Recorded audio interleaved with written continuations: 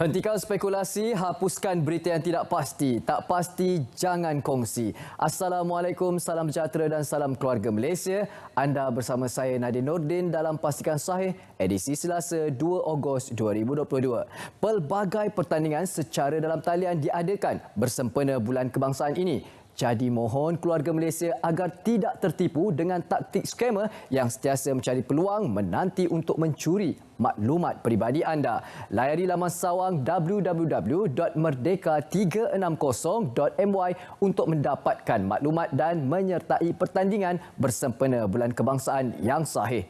Kita mulakan dengan segmen sahih.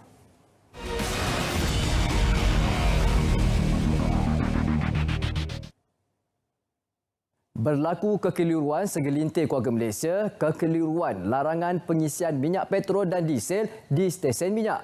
Ayuh kita ikuti penjelasan ini. Untuk makluman, menurut kenyataan media Kementerian Perdagangan dan Hal Ehwal Pengguna, KPDN HEP berhubung larangan pembelian bahan api petrol dan diesel menggunakan tong drum, plastik atau apa-apa bekas tanpa kebenaran di bawah Akta Kawalan Bekalan AKB 1961. Setiap stesen minyak mesti mempunyai lesen di bawah Akta Terbabit bagi membolehkan stesen minyak berkenaan berurus niaga dengan minyak petrol dan diesel.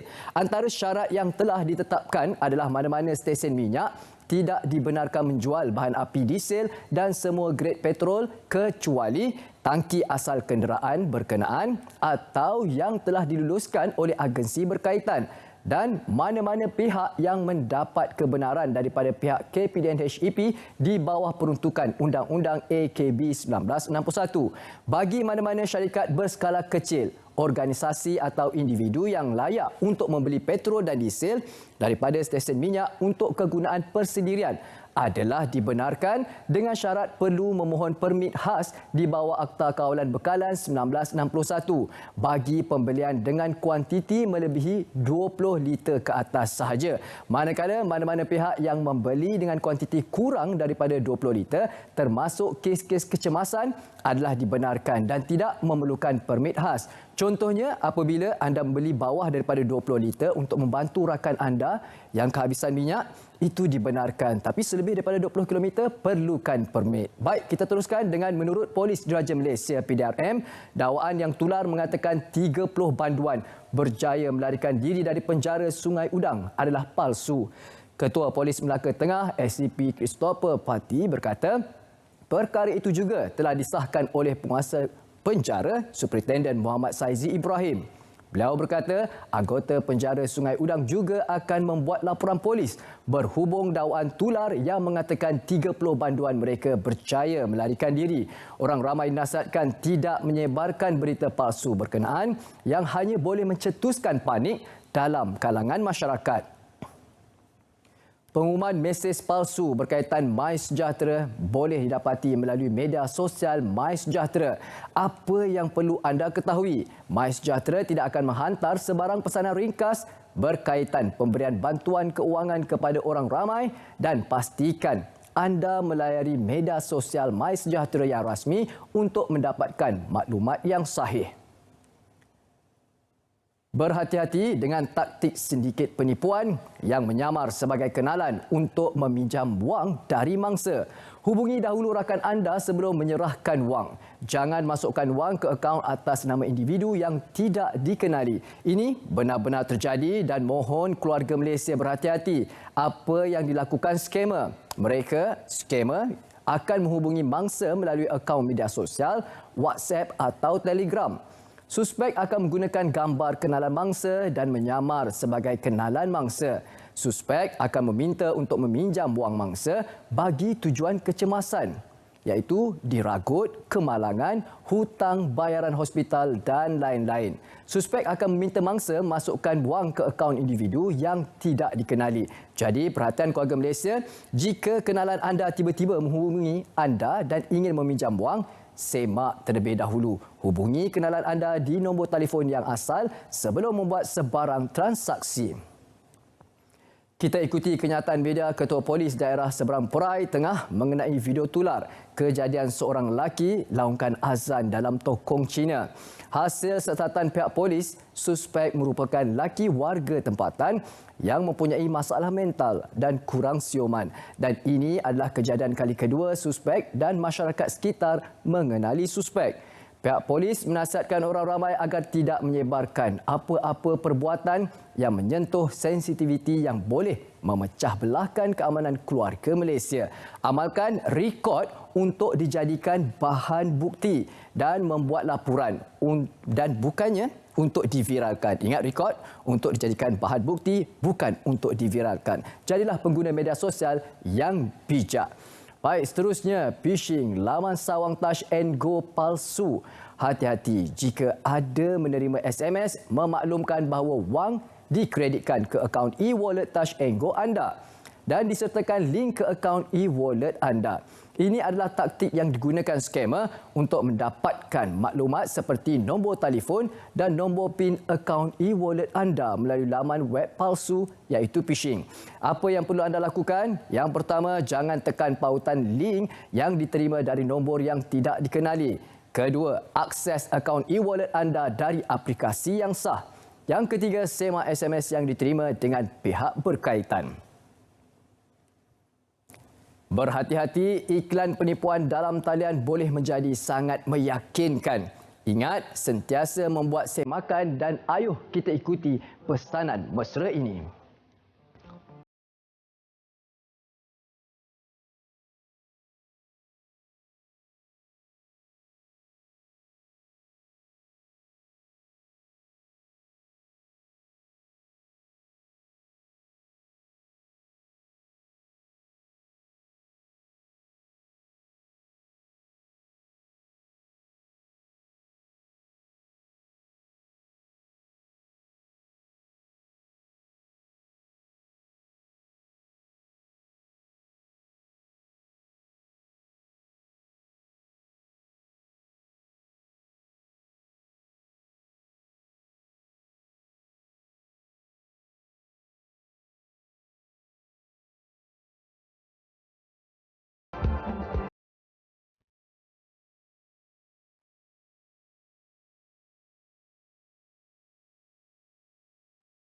Jika anda ragu-ragu, sila hubungi CCID Scam Response Center melalui talian 0326101559 atau 1599 atau BNM Telelink menerusi talian 1300 885465.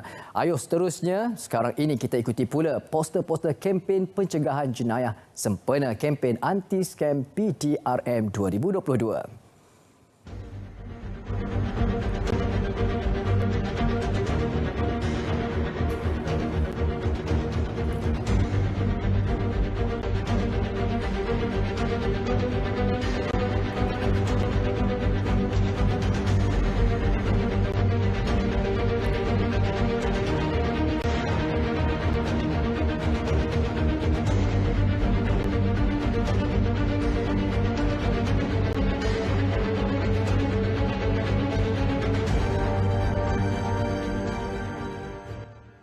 Secara dalam talian, jangan jadi kedai akaun kerana anda juga boleh ditangkap dan didakwa. Jangan beri maklumat perbankan anda, jangan terpedaya dengan love scam. Semua itu dusta semata-mata dan banyak lagi perkara yang perlu kita berhati-hati agar tidak terjerat dengan taktik penipuan skamer.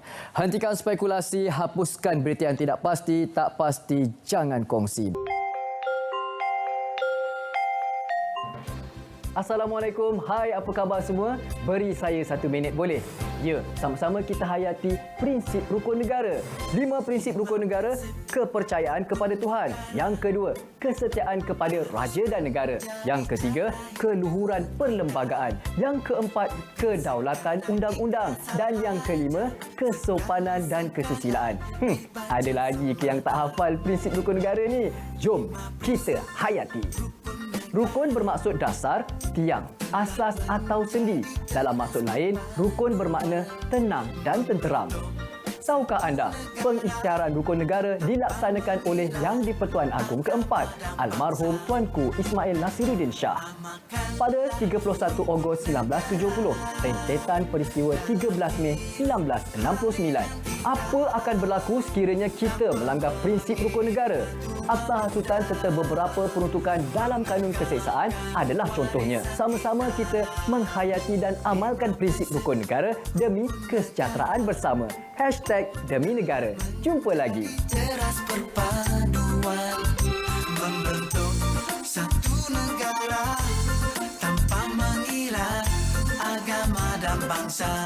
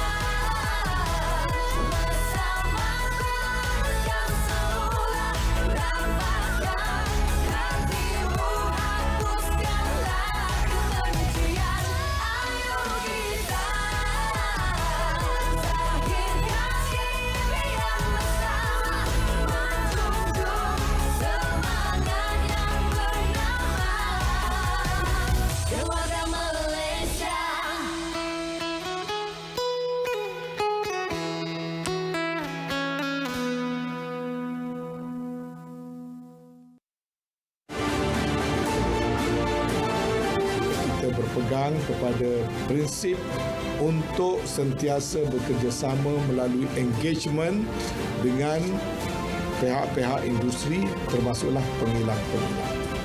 Kita sangat memerlukan kepada persefahaman di peringkat kilang-kilang sepantas mana mereka menaikkan harga sewaktu minyak naik harga dulu.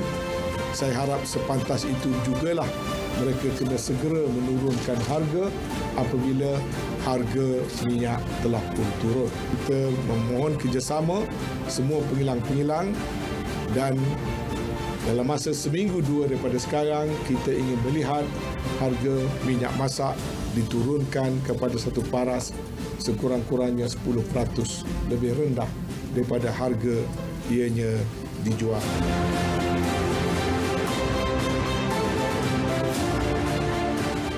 Terima kasih keluarga Malaysia kerana masih lagi setia bersama kami dalam Pastikan Sahih. Ayuh kita aktifkan sekarang segmen semasa.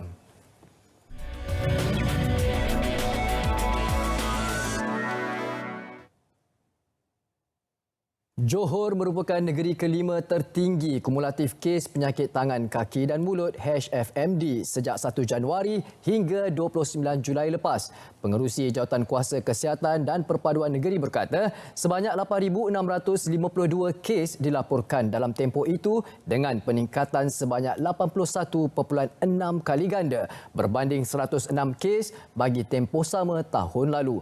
Beliau berkata negeri lain yang mencatatkan kumulatif kes tertinggi ialah Selangor dengan 35,575 kes, Perak 13,487, wilayah Persekutuan dan Putrajaya 13,434 kes dan Sarawak 8,727 kes. Peningkatan ini telah dijangka berlaku pada tahun ini ekoran kelonggaran prosedur operasi standard dan selari dengan peningkatan di Malaysia. Bagaimanapun, situasi ini masih terkawal. Rang Undang-Undang RUU Lembaga Pemasaran Pertanian Persekutuan Pindaan 2022 diluluskan Dewan Rakyat selepas 16 ahli Dewan berbahas. Timbalan Menteri Pertanian dan Industri Makanan, Datuk Seri Ahmad Hamzah berkata, Fama bersedia memperluas fungsi sebagai pengimport bekalan daging lembu dan ayam pada bila-bila masa diperlukan. Jelas beliau, Fama sebagai agensi kerajaan yang melaksanakan fungsi pemasaran hasil pertanian yang dibenarkan oleh Akta Sedia Ada. Peruntukan yang diperluai digunakan untuk menjalankan pelbagai jenis perkhidmatan pemasaran. Turut diluluskan dalam sidang Dewan Rakyat adalah RUU Tabung Angkatan Tentera Pindaan 2022. Pelaburan Lembaga Tabung Angkatan Tentera LTAT dibuat berdasarkan proses penilaian keputusan jawatankuasa berperingkat yang turut melibatkan pelbagai pihak termasuk panel bebas. Semua anggota panel dipilih melalui pemilihan individu berkepakaran selain berintegriti dan telus serta tidak ada campur tangan dari segi politik.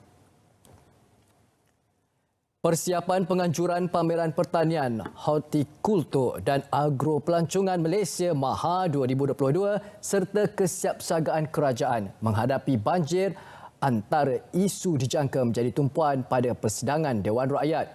Menurut aturan urusan mesyuarat dalam laman rasmi Parlimen, soalan berkaitan MAHA itu akan diajukan Datuk Cik Abdullah Matnawi Pastumpat pada sesi waktu pertanyaan menteri kepada Menteri Pertanian dan Industri Makanan. Turut tersenarai dalam sesi itu soal UB Yin iaitu PH Bakri yang meminta Menteri Perusahaan Perladangan dan Komoditi menjelaskan langkah yang dilakukan kementerian bagi mengatasi cabaran industri perabot Malaysia pasca pandemik COVID-19. Pada sesi soal jawab pula, Ketua Pembangkang Datuk Seri Anwar Ibrahim iaitu PH Port Dickson bertanyakan kepada Perdana Menteri berhubung kesiapsiagaan kerajaan dalam menghadapi bencana banjir menjelang musim tengkujuh tahun ini. Tamat sesi itu, persidangan Dewan Rakyat diteruskan dengan menyambung semula sesi perbahasan Rang Undang-Undang Kawalan Produk Tembakau dan Merokok 2022. Minyak masak sawit dalam botol 5 kg akan dijual pada harga RM34.70 bulan ini bermula dari 8 Ogos. Harga itu ditetapkan susulan pelaksanaan harga maksimum minyak berkenaan secara bulanan berdasarkan harga bagi 1 tan metrik minyak sawit mentah CPO diumum oleh Lembaga Minyak Sawit Malaysia MPOB dengan harga RM4,063 bulan Ogos. Akan mengumumkan harga pada bulan yang sebelumnya dan harga itu akan menjadi benchmark untuk menentukan harga retail minyak sawit tulen, minyak masak tulen yang dijual tanpa subsidi. Yang kedua, setelah MPOB mengisytiharkan harga bulanan, satu kaedah pengiraan telah ditentukan oleh KPDNHEP setelah berunding dengan pemain-pemain industri mengikut satu jadual bagi memastikan ada margin keuntungan yang mencukupi. Kementerian Pertanian dan Industri Makanan MAFI telah melaksanakan beberapa kaedah terbaru bagi menjamin tiada lagi kelewatan dalam membekalkan benih padi sah kepada petani oleh Pertubuhan Peladang Kebangsaan Nafas. Antara langkah itu ialah melantik 13 pemborong benih padi sah dan 12 syarikat pengeluar melalui pengeluaran lesen borong oleh Ketua Pengarah Kawal Selia Padi dan Beras iaitu KPB. Bagi menjaminkan tiada kelewatan dalam mendapatkan benih padi sah, MAFI telah melantik 13 pemborong benih padi sah dan 12 syarikat pengeluar melalui pengeluaran lesen borong oleh Ketua Pengarah Kawal Selia Padi Beras. Manakala lesen dan permit peruncit diberikan kepada ejen, individu dan syarikat yang berdaftar dengan kerajaan dan bernaung di bawah pengeluar ataupun pemborong yang sedia ada untuk mengedarkan benih padi sah. Kerajaan negeri akan mengadakan pertemuan dengan Jabatan Perlindungan Hidupan Liar dan Taman Negara Perkhidmatan Negeri dalam masa terdekat berhubung isu gajah liar di negeri itu. Pertemuan itu dibuat bagi mendapatkan pandangan untuk mencari jalan penyelesaian terbaik bagi menangani isu berkenaan. Pemindahan gajah-gajah liar itu ke tempat lain dilihat bukan sebagai penyelesaian muktamad terhadap isu tersebut.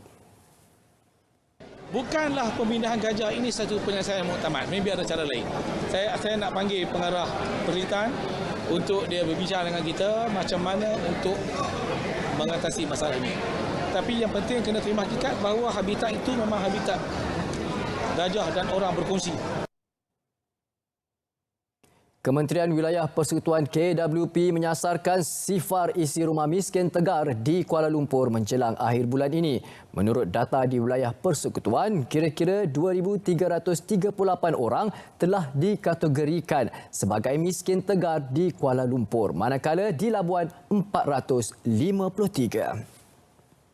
Penyelarasan data sebab Baitulmal bagi bantuan di antara 500 ke 1000 sebulan. Kemudian Jabatan Kebajikan Masyarakat bagi bantuan 500 sebulan. Kemudian di BKL bagi bantuan untuk maintenance 221 begitu. Dan sewa rumah mereka ni RM120 ni dibayar oleh Baitulmal. Jadi sebenarnya mereka tak perlu bayar sewa, tak perlu bayar maintenance, mereka hanya dapat pendapatan. Jadi selalunya kalau pendapatan mereka 1,100 itu, mereka hanya pendapatan bersih.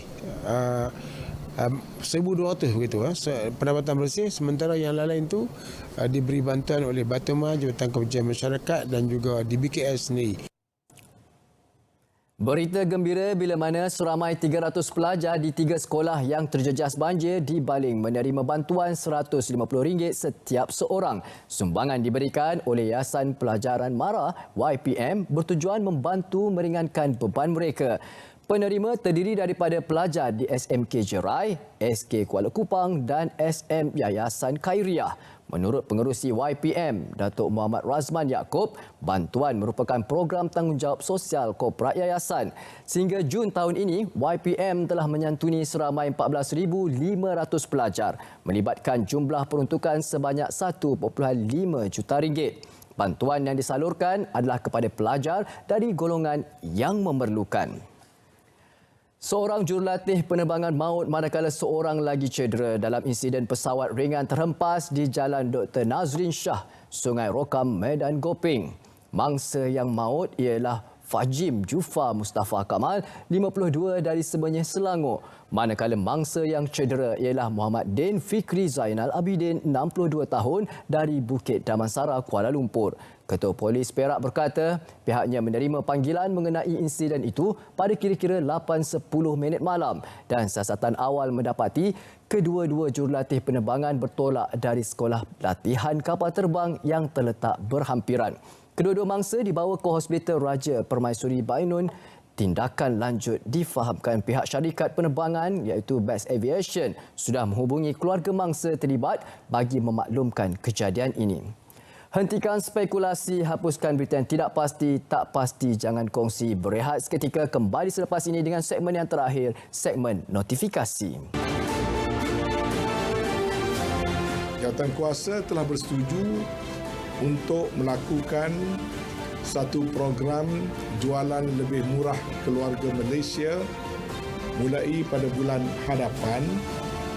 5 kementerian akan bergabung tenaga untuk sama-sama bersama dengan KPDNHCP untuk melaksanakan program ini.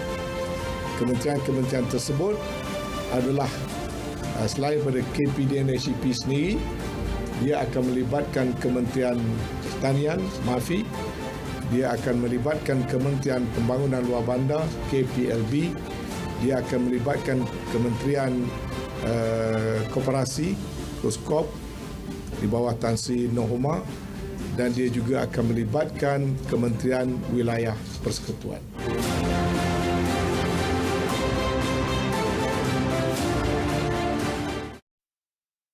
Gagasan satu keluarga, satu rumah turut selari dengan aspirasi keluarga Malaysia memperlihatkan komitmen kerajaan menyediakan rumah yang mencukupi, mampu dimiliki, berkualiti dan berdaya huni, termasuk memperkasakan kediaman berkonsepkan transit ataupun transit oriented development, terutama untuk golongan muda.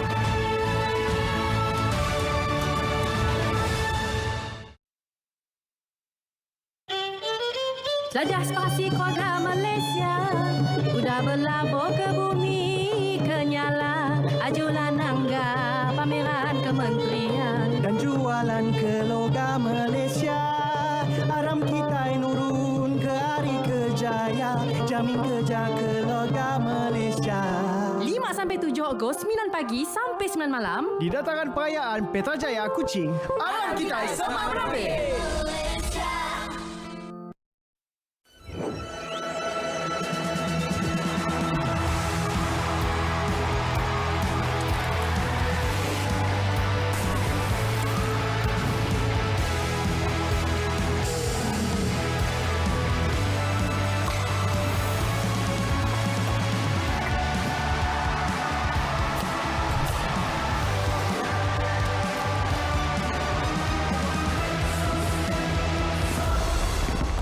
Puteri Satubong ada di mana? Sudah semestinya di Sarawak untuk jelajah aspirasi keluarga Malaysia. Terima kasih keluarga Malaysia kerana masih lagi setia bersama kami dalam Pastikan Saya. Untuk minit-minit yang terakhir, ayuh kami bawakan segmen notifikasi.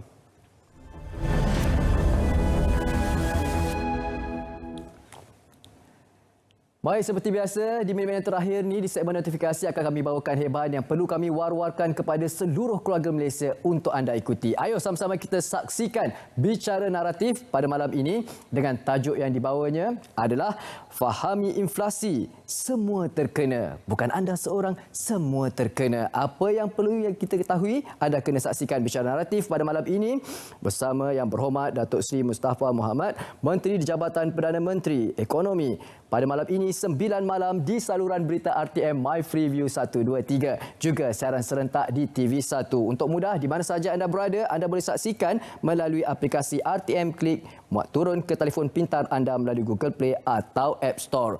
Dan seterusnya kami bawakan, ayuh adik-adik kecil yang berbakat sertai Bintang Kecil 2022. Syarat penyertaan lahir pada 2011 hingga 2015, berusia 7 hingga 11 tahun. Bawa My Kit atau surat beranak, bawa -1 atau lagu karaoke dalam bentuk pendrive atau CD. Ya, sesi uji bakatnya anda boleh saksikan lokasi dan juga waktunya 10 pagi hingga 5 petang. Hentikan spekulasi, hapuskan berita yang tidak pasti, tak pasti jangan kongsi. Sampai di saja Pastikan Saya pada hari ini. InsyaAllah hari esok akan bersama dengan rakan tugas yang lain untuk Pastikan Saya edisi Rabu 3 Ogos 2022. Sudah semestinya